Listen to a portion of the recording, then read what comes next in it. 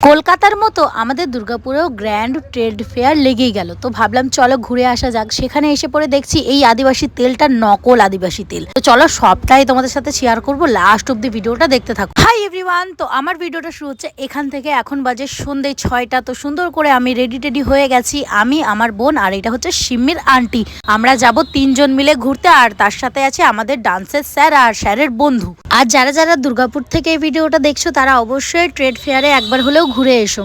লোকেশনটা হচ্ছে city centre Chaturanga মাঠ। তো এই জায়গাটা কারা কারা চেনো জানিও কিন্তু কমেন্ট করে। তো স্যাররা গেলেন তেল ভরতে আর আমরা একটা জায়গায় এসে দাঁড়ালাম। আর আমাদের এই দুর্গাপুরের প্রত্যেকটা গোলায় এত সুন্দর সুন্দর করে ডিজাইন করেছে, তারপরে লাইট লাগিয়েছে, দুর্গাপুর লেখা আছে। মানে এই জিনিসগুলো দেখতে না খুবই ভালো লাগে। আর আমাদের এই সবুজে সবুজে ভরা দুর্গাপুরটা অনেকটাই সুন্দর। যারা দুর্গাপুর এখনো ঘুরোনি তারা অবশ্যই একদিন হলেও আমাদের দুর্গাপুরে এসেও ঘুরে যেও। তো এখন আমরা চলে এসেছি সিটি সেন্টার চতুরঙ্গ মাঠে। চলো ভিতরে গিয়ে ঢুকে দেখা যাক কি কি রয়েছে। তো এখানে ভিতরে ঢোকার আগে 20 টাকা করে টিকিট কাটতে হবে। আমি কয়েকদিন আগে কলকাতায়ও নাকি এরকম ট্রেড ফেয়ার লেগেছিল, সেখানে নাকি 70 টাকার টিকিট ছিল। আমি অনেকের ভিডিওতে দেখেছি, কিন্তু আমাদের এই দুর্গাপুরে 20 টাকা করে টিকিট নিল। কিন্তু ওই যে স্যার গেছেন টিকিট কাটতে, আমাদের ডান্সের স্যার টিকিট কেটে আসুক, তারপরে আমরা ভিতরে গিয়ে ঢুকবো। আর ঢুকে পরে কি কি আছে না আছে সবটাই তোমাদের সাথে শেয়ার করব। আর কারা কারা এই ফেয়ারে এসেছো অবশ্যই কিন্তু জানিও। তো এখানে আমরা অনেকটাই মজা করেছিলাম। আর টিকিট কাটার লাইনে এতটাই ভিড়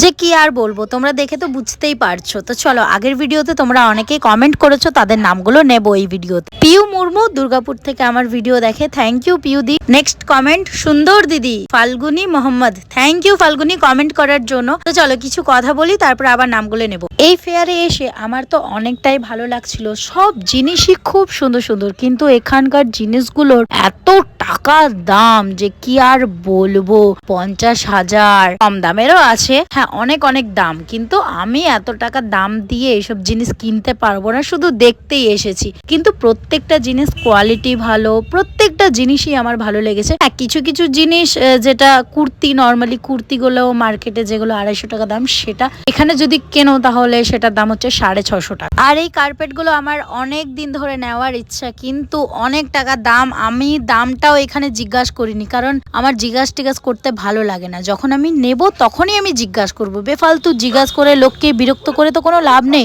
আমি একবার কল্পতরু মেলায় গেছিলাম,